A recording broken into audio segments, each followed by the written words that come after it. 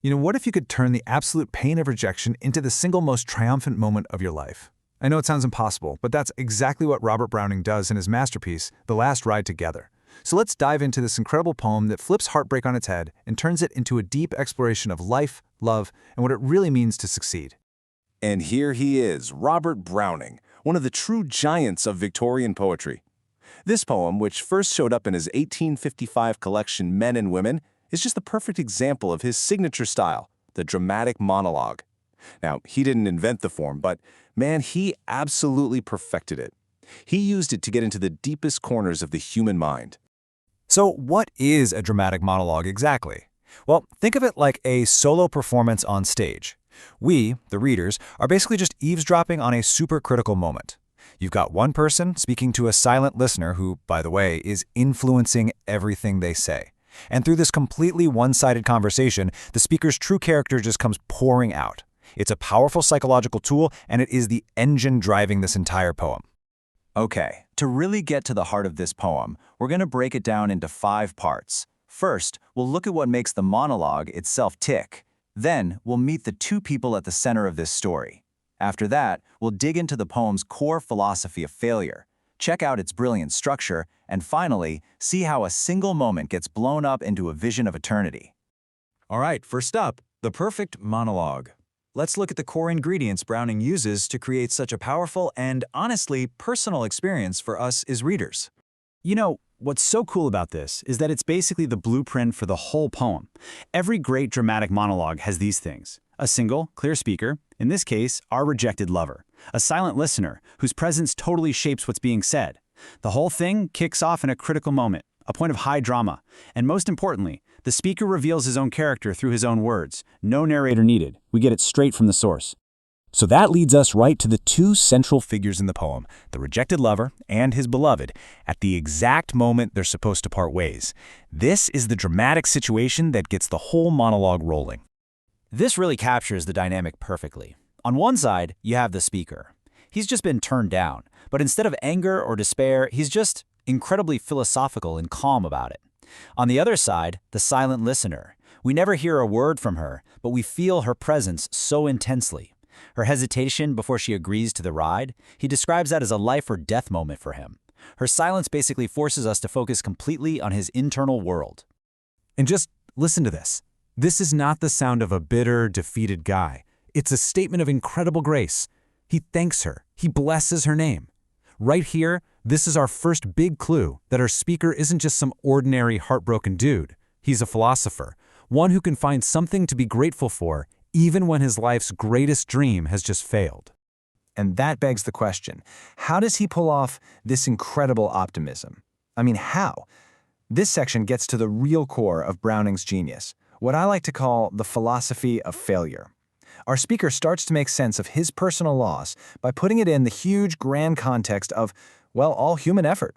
He kicks it off with this powerful rhetorical question. Am I the only one who fails? Seriously, look around. Everybody is striving for something, but who actually gets it perfect? This is the pivot point in the poem, where he shifts from his own personal pain to this universal meditation on ambition and what we actually achieve. And then he just runs through these examples. Think about the statesman, works his whole life for his country, and what's his reward? A few lines in a newspaper. Or the soldier, gives his life for glory and just gets his name on a rock. The poet tries to capture ultimate beauty and dies unfulfilled. The sculptor spends decades on his art, but a quick glimpse of a living person is way more captivating.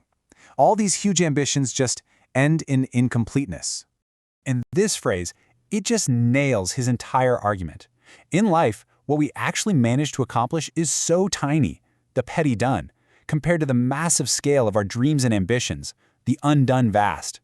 There's this gap between what we hope for and what we get, and you can't bridge it.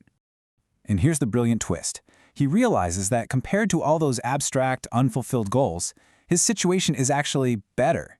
Why? Because he has something real, something tangible. He is living a moment of bliss. He concludes that this ride, this present experience, is a greater success than all their struggling. Life, he's saying, is greater than art or ambition. Now, Browning doesn't just tell us this philosophy, no. He makes us feel it through the very structure of the poem itself. So let's take a look at the technical brilliance that makes the form and the content here mirror each other so perfectly. I mean, the technical skill here is just amazing. The rhyme scheme is super complex and structured. All 10 stanzas follow this exact AABCDDCEE pattern. And that's not random. The consistency of the form reflects the speaker's calm, composed tone, and the very logical way he's working through his own emotional mess. And then you've got the meter. Most of the poem is in what's called Iambic tetrameter. Da-dum, da-dum, da-dum, da-dum. Can you hear it? It's the sound of a horse's steady gallop. The very rhythm of the poem just pulls you into the ride, making the whole journey feel immediate and real. It's an absolute masterstroke of poetic technique. So all of this builds and builds to the poem's absolutely breathtaking conclusion. Having made peace with his failure, the speaker takes one last, audacious leap of thought and transforms this fleeting ride into a vision of heaven itself. It all starts with this question. He elevates the moment, suggesting that, hey, if the world were to end right now, this ride would be his final perfect experience. He's compressing all of time into this one precious instant, giving it the ultimate meaning. But then his argument takes an even more surprising turn. He suggests that earthly failure is actually necessary. Think about it. If he had gotten perfect happiness with her on earth, what would be left to hope for in the afterlife? Heaven would be pointless. Disappointment, he's saying, is what gives us the ability to hope for something more. And this leads him to his ultimate transcendent idea. What if heaven isn't some place you go to? What if it's not a reward for life, but the perfection of a single moment in life? What if heaven is simply this perfect moment, frozen in time, and it just keeps going forever? And in these final lines, he achieves the ultimate victory. He has transformed a moment of rejection, of total loss, into an image of eternal, heavenly bliss.